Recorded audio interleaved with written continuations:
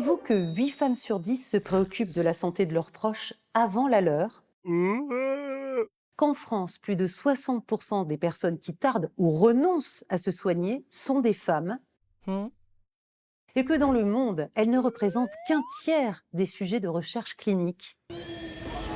Bonjour et bienvenue dans Plan B, l'économie autrement. Comment mener des politiques de santé plus efficaces? La première cause d'inégalité devant la santé, c'est le manque d'argent. Mais le territoire compte. Les hôpitaux, les dispensaires sont-ils accessibles? Les soignants suffisamment nombreux? Tout dépend aussi de l'âge, on est plus fragile avec le temps, sans oublier le genre. Mieux soigner au féminin, c'est la solution explorée par Sorella, une start-up française. Bonjour Claire. Sorella, comme sœur en italien. Oui, Cette super. maison de santé s'occupe exclusivement des femmes. Très bien. Est-ce que c'est la première fois que vous venez chez la cardiologue? Oui, Ah, super. Un lieu pour toutes les consultations. Cardiologie, médecine générale, psychologie. il y a une question de praticité, bien évidemment, puisque la proximité, c'est une chose importante, mais c'est aussi la sécurité, puisqu'elles ont présélectionné des médecins d'une certaine manière, donc moi je sais où je viens. Madame Martin, Oui, bonjour. bonjour. Très bien. On va se mettre là-bas. En France, 60% des patientes interrompent leurs soins ou ne consultent pas. C'est énorme. Vous pouvez poser vos affaires là. Les raisons sont multiples. En cardiologie, par exemple, leurs symptômes sont moins étudiés et donc moins connus. La douleur typiquement cardiaque, c'est une douleur qui appuie fortement sur la poitrine, qui irradie dans le cou et dans le bras gauche. Les patientes, elles auront plus des douleurs à type de picotement, voire des douleurs de l'estomac. Effectivement, elles prennent ça sur le compte du stress ou de la fatigue ou éventuellement un problème digestif, alors que authentiquement, ça peut être un problème cardiaque, ouais. Consulter dans un centre dédié est donc un avantage pour les patientes, mais aussi pour les médecins qui cèdent une part de leur chiffre d'affaires contre des services. Ici, ils prennent en charge tout le côté administratif du médecin, en passant par la facturation, l'accueil, la gestion des mails, la gestion des coups de fil, où en gros, ils font un premier filtre sur les mails et les coups de fil notamment, ce qui me permet en fait de gagner énormément de temps. Quant à l'emplacement de ce centre, il n'a pas été choisi par hasard. Même cette banlieue chic est frappée par la désertification médicale. Ici, on manque de généralistes, mais aussi de sages-femmes.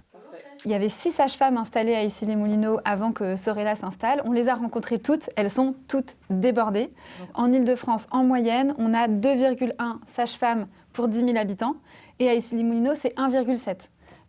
Pour créer ce premier centre, Clémence Lejeune et ses 2 associés ont levé 2 millions d'euros. La jeune femme est convaincue qu'une offre globale de soins permettra de réduire les dépenses de santé publique. Je vous donne un exemple vraiment typique. La cardiologue identifie un risque cardiovasculaire chez une patiente. Elle a sous la main une kiné pour refaire faire de l'activité physique à cette patiente, une diététicienne pour revoir son régime alimentaire. On va pouvoir éviter certains symptômes et éviter que la pathologie s'aggrave dans la plupart des cas et donc évidemment faire des économies. En vitesse de croisière, cette maison de santé pourra accueillir jusqu'à 10 000 patientes par an, un premier pas avant l'extension à l'international. Sorella envisage d'ouvrir 11 centres comme celui-ci en Europe d'ici 2 ans.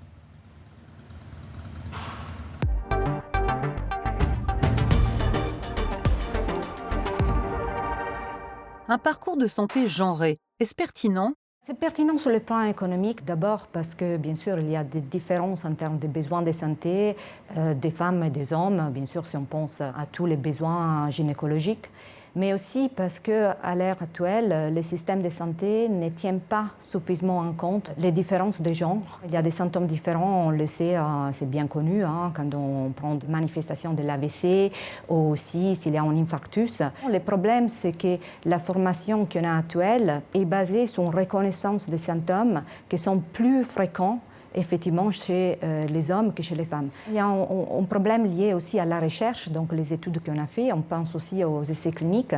Certains essais cliniques ont plus du mal à recruter des femmes. Ça crée bien sûr des difficultés pour les femmes d'avoir un accès à des soins de qualité, une reconnaissance précoce de leurs besoins de santé quand il y a effectivement des besoins qui deviennent particulièrement importants. Et ailleurs dans le monde, quelle solution pour une santé plus inclusive? Exemple la Côte d'Ivoire avec le MAFENSI, le marathon annuel des femmes. Une course de 5 à 10 km pour encourager l'activité physique et la prévention.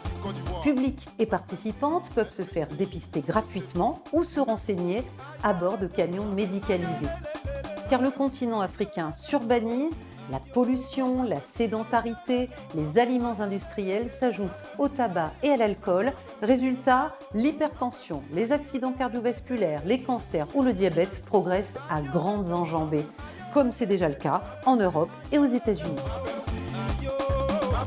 C'est tout pour cette fois. Vous pouvez retrouver Plan B, l'économie autrement sur le site internet de France 24 et sur les réseaux sociaux.